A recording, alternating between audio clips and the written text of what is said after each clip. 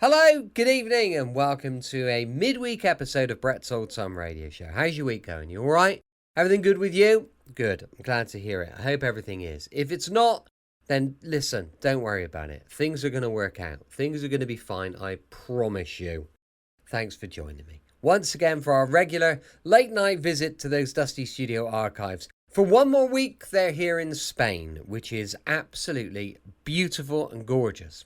I'm Brett, I'm your host for our Nighttime Podcast, and I do hope that you're here ready to relax, calm down, switch off, and listen to some dangerous assignment, a bit of old-time radio. If you'd like to find out a little bit more about us, you'll find everything at dayslikethis.life with links to pretty much everything we do.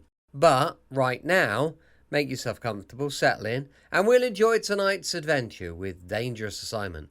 This one first broadcast on Christmas Eve of 1952. It's called Lecturing Professors.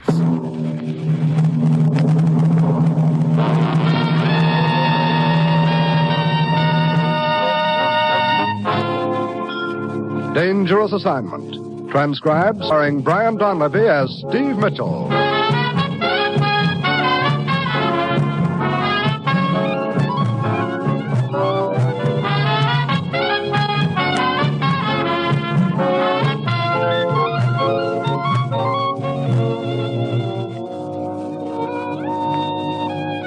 Yeah, danger is my assignment. I get sent to a lot of places I can't even pronounce. They all spell the same thing, though, trouble. But when I walk into the commissioner's office, I don't realize this assignment's going to wind up with me getting the best Christmas present I've ever had, right while I'm staring down the barrel of a gun.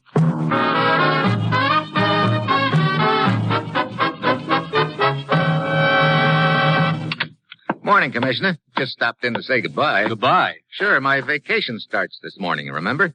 I'm running up to New England for Christmas. Snow on the ground, fire in the fireplace, and the little lady I'd most like to eat a boiled dinner with. Sorry, Steve. You mean because you're not going? No, I mean because you're not going. Now, look. I've got an assignment for you, and it can't wait. Commissioner, for the last 3 years, I've been trying to get Christmas off. So what happens? One year I'm in Alaska, next it's Africa, last year it was India. This year you promised... So I've got to break that promise, Steve. And it looks like you get another Christmas spoiled. Okay, what's the deal? Ever hear of international lecture tours? Now, look, don't tell me I'm supposed to get up on a soapbox and lecture on the Christmas spirit. No, you won't be making any speeches, but you'll be investigating a few people who do. This is an organization of 6 European professors, Steve. They lecture at universities all over the world, including the United States. What about them? We've had our eye on them for quite a while. We've suspected that one of them was using his lectures as a front. That actually he's picking up secret information from contacts in this country and taking it back to Europe with him. Which professor is it? We don't know, but Dr. Gerber does. He's one of the professors, and he's waiting down the hall to talk to you. Find out what you can from him, Steve, then go anywhere and do anything necessary to smash this spy ring. And, incidentally, try to have a halfway decent Christmas. Well, that's it. You've got your assignment.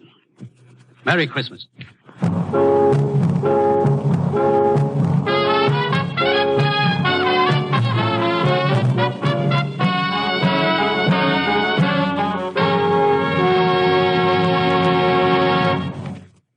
The National Broadcasting Company is presenting Dangerous Assignment, starring Brian Donlevy in the role of Steve Mitchell, colorful, two-fisted government agent.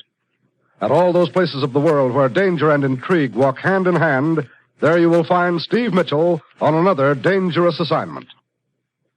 If you aren't already acquainted with NBC's great Sunday lineup of stellar radio programs, you're missing some of the finest programs on the air. Theater Guild on the Air is one of the great shows aired on this station every Sunday evening. Featuring stars of Broadway and Hollywood in fine dramatic works, Theater Guild offers the best in radio entertainment. And comedy on Sunday wouldn't be complete without the Phil Harris and Alice Faye show. Now, we think you'll agree that Phil and Alice join forces to present one of the funniest programs on the air. So be sure to tune to this NBC station this Sunday and every Sunday for our stellar program lineup.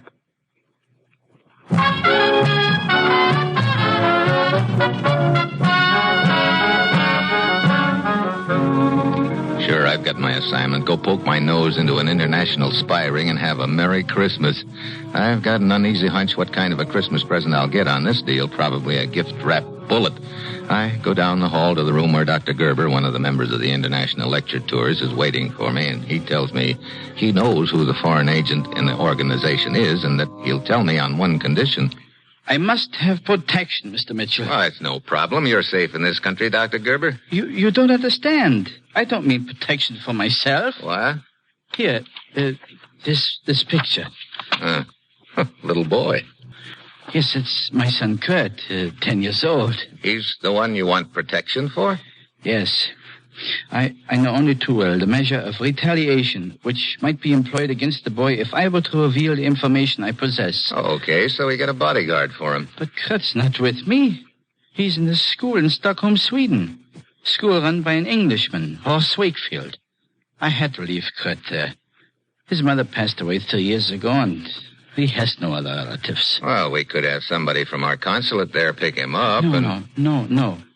I'm sorry, that's not good enough. Kurt is registered under his mother's name at school. In school. No one must know his true identity until he's absolutely safe. I see. Okay, Dr. Gerber, I guess I'd better hop over there and get your boy myself. Oh, that's what I hoped you would say, Mr. Mitchell. When you return with Kurt, I'll give you the name of the head of the spy ring.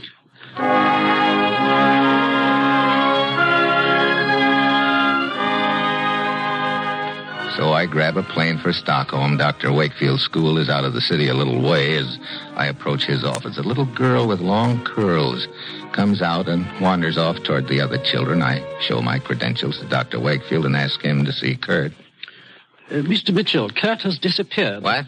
Yes, that little girl who just left my office was Ilse, a playmate of his. I've been questioning her, but she has no idea where he is. I'm worried sick. When did he disappear? I'm not sure, really. What do you mean? Well, last evening, a woman came to see Kurt. She told me she was his aunt. Kurt's father told me Kurt had no other relatives. But how was I to know that? She said she was his aunt, and I saw no reason to doubt her. Go on. I sent her to his room. I believe she left when regular visiting hours were over. That would be at 9 o'clock last evening. What do you mean you believe she left? Aren't you sure? Well, as a matter of fact, I turned in rather early last night. Had a splitting headache. Sounds like a pretty careless way to run a boarding school, Dr. Wakefield. I resent that, Mr. Mitchell. Ordinarily, I exercise the greatest of care and supervision. But with this headache I had, I was obliged to go to bed. I see. And you don't have any idea when Kurt actually disappeared? No. All I know was that he was missing this morning. Oh, great. I haven't telephoned the police yet, but I think I'd better right now. No, wait a minute. But it seems obvious. The boy's been kidnapped. If he has, I think it's to ensure somebody will keep his mouth shut. That means he's safe as long as the kidnappers don't feel any pressure on them. No, this has got to be done undercover. Let me see what I can find out. Very well, if you think it best that way, Mr. Mitchell. Incidentally, are you familiar with an outfit called International Lecture Tours? Why, yes, they have an office here in Stockholm, on Drottningsgatan, I believe. Oh, well, never mind. I'll find it.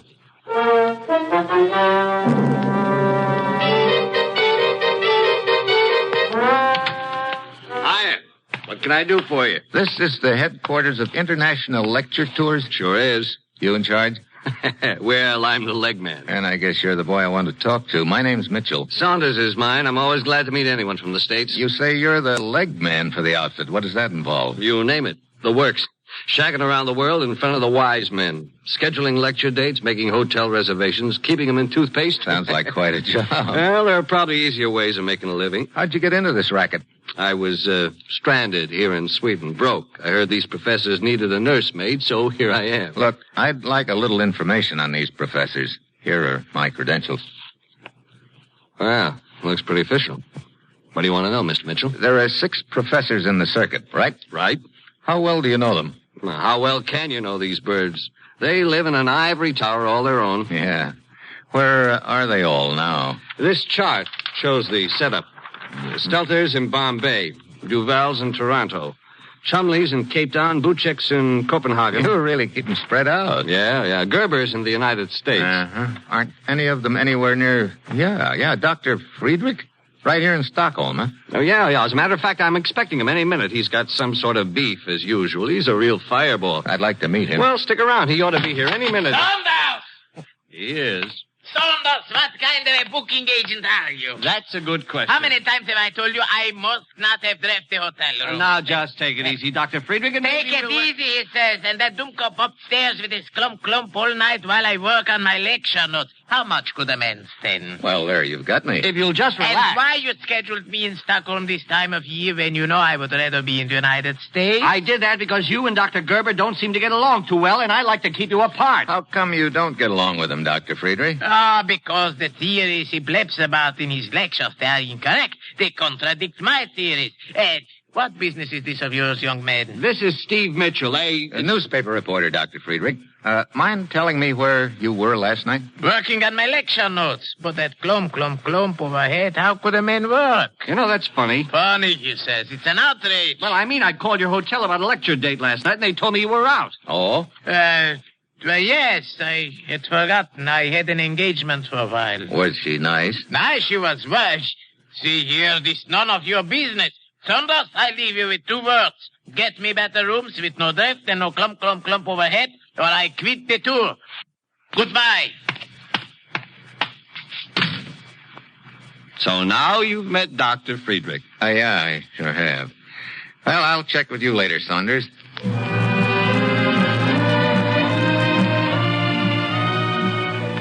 Back in my hotel room, I go over the deal in my mind. It's starting to take shape. Last night, a woman visits Kurt. This morning, he's gone. Friedrich doesn't like Kurt's father, and Friedrich was out with a woman last night. Yeah. On the surface, the pattern looks good, but I've got an uneasy feeling it could fall apart as fast as a smoke ring in a draft. Yeah?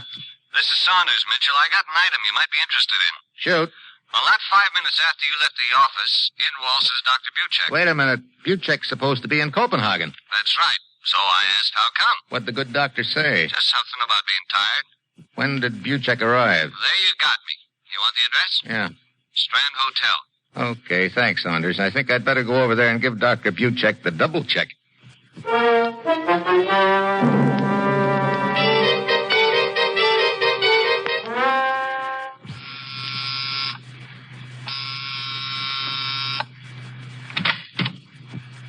Yes? Well, hello. I'm Steve Mitchell, newspaper reporter from the United States. I'd like to see Dr. Buchek. I am Dr. Buchek. What? You seem surprised. I am. I thought Dr. Buchek was a man. Oh, I'm sorry to disappoint you. This is a disappointment. Come in, please. What can I do for you, Mr. Mitchell? I understand you canceled your lecture tour suddenly and returned here to Stockholm. Yes, I wish to spend Christmas with my friends. When did you get in? My plane landed this morning. Not last night. But of course not. I just told you You also sure you weren't out at Dr. Wakefield's school last night? I've never heard of the place. See here, Mr. Mitchell, I'm quite certain that you're not a newspaper reporter. I'm also quite certain that my activities are none of your business. Well, thanks for the interview. I can check up on your arrival time, you know. Please do.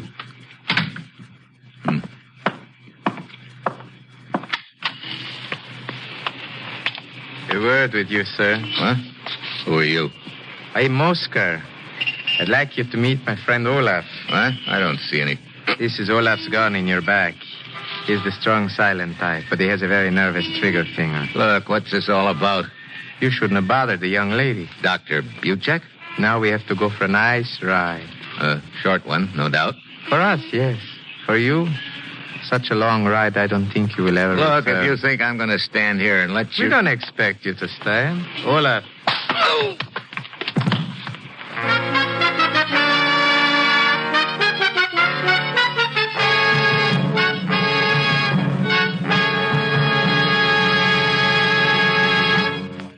Steve Mitchell will continue his dangerous assignment in just a moment. 20 seconds from now, a fire will break out somewhere in the United States, causing untold misery and devastation. More than 11,000 persons are killed annually by these fires, many more are injured, and more than $700 million worth of property is lost. The most tragic part of this statement lies in the fact that more than 90% of all fires in the home start through sheer carelessness and could be avoided. Here are a few simple rules of safety which will help you to protect your home and your loved ones from the ravages of fire. First, Do not smoke in bed or discard lighted cigarettes carelessly. Second, clean out old newspapers, magazines, and other inflammable debris. Third, promptly repair all defective wiring and electrical equipment. If a wire looks frayed or worn, replace it at once. Fourth, use only those cleaning fluids which will not burn. And fifth, be careful with matches. Keep them out of the reach of small children. You can't afford to gamble with fire. The odds are against you every time.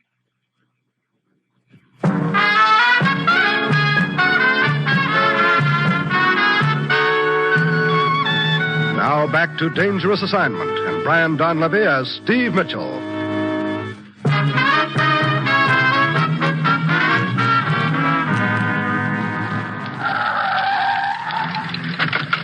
I don't know how long I've been out, but when I start coming to, I realize they're dragging me out of a car. I open my eyes a crack and take a guarded peek. Then I see they're carting me to the edge of a cliff. I wait until they get me right to the brink. Then I twist an arm loose and belt the big guy, Olaf. He staggers back right over the edge. Oscar yanks at his gun in his pocket, but I flatten him. I run to the car, jump in and dig out along the road which runs near the edge of the cliff. So far, so good. Then I hear the shots. I twist my head for a quick look. Oscar's gotten to his feet and is pumping lead after me. Oh, his next shot scores a bullseye on one of the tires. The car slews around and starts careening towards the edge of the cliff out of control. I manage to get the door open and dive out just as it goes over the edge.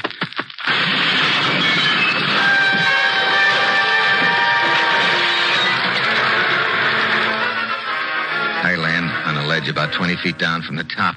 Lie there in the brush just as the car bounces down to the bottom and bursts into flames. After a few moments, Oscar sticks his head over the top of the cliff and looks down at the burning wreck with a big grin on his face. He figures I'm getting a king-size hotfoot about now. Finally, he turns and leaves. I give him a few minutes. And I drag myself together and head back into town to the lecture tour office. Hey, you look like you've been dragged through the well-known knothole, Mitchell. You're so well-known, right. Hey, look, do you have a picture of Dr. Buchek around here anywhere, Saunders? Sure. Here's a publicity still we sent out to the papers. Will it do? Very nicely, thanks. She, kind of made a hit with you. Yeah, big hit. So now I'm going to return the compliment.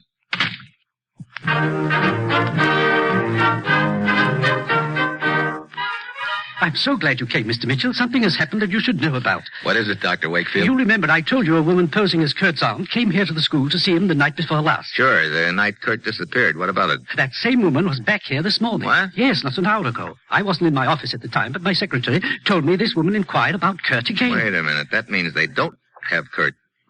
Who's they? I think I know who one of them is. Here, take a look. Her name is Buchek. What about her? Isn't that the woman who was asking about Kurt? Why, no. What? I've never seen the woman in this picture before in my life. You sure about that? Of course. Oh, fine. My one lead blows right up in my face. Come in. Oh, Hugo. Hello, Horace. Well, Dr. Friedrich. Huh? Oh, the nosy reporter. Yeah, I gather you were expecting him, Dr. Wakefield. Of course. Hugo and I are old friends. He drops in for tea and chess. Yeah. So, it's your move, Horace. No, I guess it's my move, gentlemen. I go outside and I'm really stumped. I've got to find Kurt and find out who's behind the deal, but I'm fresh out of leads. Then, as I'm walking through the school grounds, I spot the little girl with the curls, Ilse, Kurt's playmate. She's just slipping out a side gate with a little package under her arm. A sudden hunch hits me and I follow her. She takes off through the woods and then down the road. I keep out of her sight. Finally, she disappears into an old deserted barn. A couple of minutes later, she comes out empty-handed. I wait until she's out of sight, then I go into the barn. There's a blonde kid sitting in a feed box, munching on his sandwich. Hello. Hello, Kurt. Did you come to help me? Yeah, My father sent you? that's right. That is good. I've been praying for help. I knew it would come. Oh, yeah? What happened, Kurt? A woman came to see me at the school. She tried to make me go away with her. She said she was a friend of my father's, but I knew she was lying to me. Go on. Well, I asked her to wait outside my room while I packed. As soon as I was alone, I climbed out the window and ran away. I see. I'll bet you're tired of eating sandwiches, huh? My girlfriend Ilse has been bringing them to me. How'd you happen to pick this barn to hide in? Oh, I knew it was the right place as soon as I saw this manger. Manger? Yes. I read about a little boy in a manger once. I see. Well, I guess you couldn't have picked a better place, Kurt. Particularly on Christmas Eve. Will you take me to my father? Wait.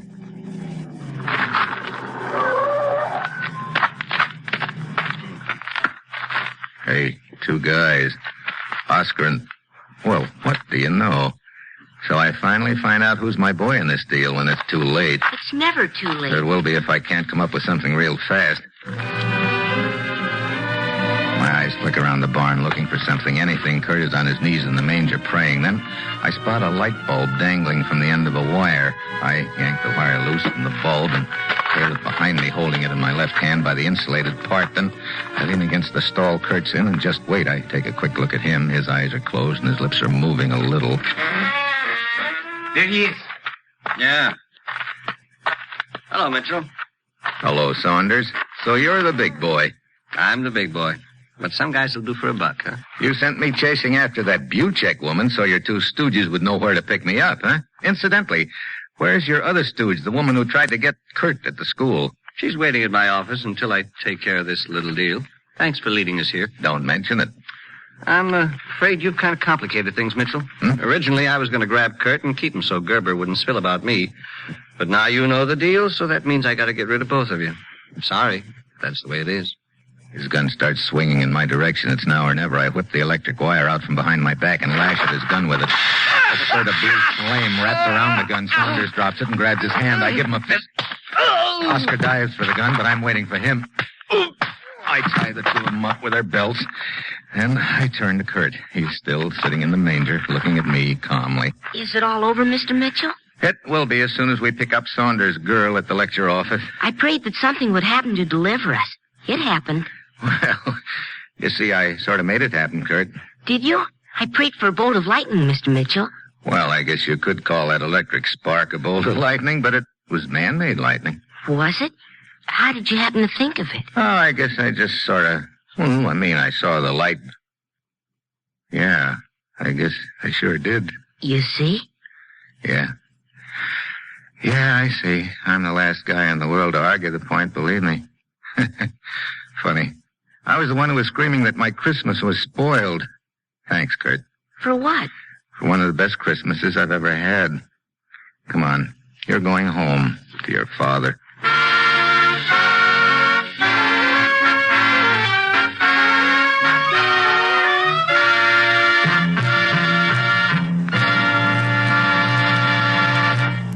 Our star, Brian Donlevy, will return in just a moment. On New Year's Day, the NBC Radio Network will send your way two important football games. From Dallas, Texas, home of the famed Cotton Bowl, NBC will broadcast the game between the University of Texas Longhorns and the University of Tennessee Volunteers. Mike Side for NBC at Dallas will be Lindsey Nelson and Bob Murphy to bring you every exciting play as Texas, Southwest Conference champions, and Tennessee, one of the fine teams of the Southeast, clash in this traditional New Year's Day bowl game. And then following the Cotton Bowl game, NBC will switch controls to Pasadena, California for the granddaddy of all bowl games, the Rose Bowl. Al Helfer and Braven Dyer will handle the Rose Bowl play-by-play broadcast between the University of Southern California Trojans, the Pacific Coast Conference champions, and the University of Wisconsin Badgers, co-holders of the Big Ten Championship. So here's our invitation to you to be set side on New Year's Day when NBC broadcasts both the Cotton Bowl and the Rose Bowl football games.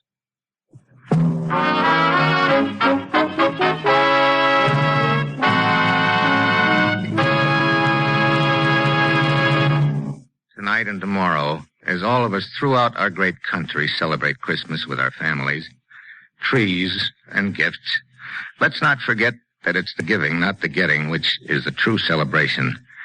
And let's remind ourselves of the one gift we can all give, the gift which costs us nothing, to give thanks. And now, from all of us on Dangerous Assignment to all of you, a very Merry Christmas.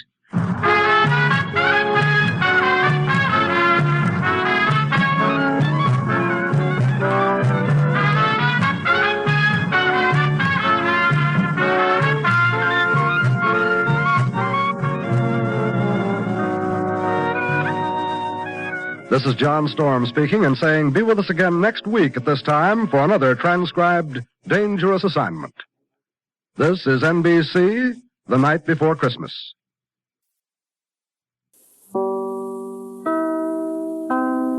Welcome back. Hope you enjoyed tonight's episode of Dangerous Assignment. And don't forget, we'll be back with comedy from Tony Hancock going live at 5 p.m. UK time tomorrow. Thanks for listening. I'm here with you 7 days a week, each and every week, and I'll see you tomorrow on Brett's Old Time Radio Show. Love you, bye.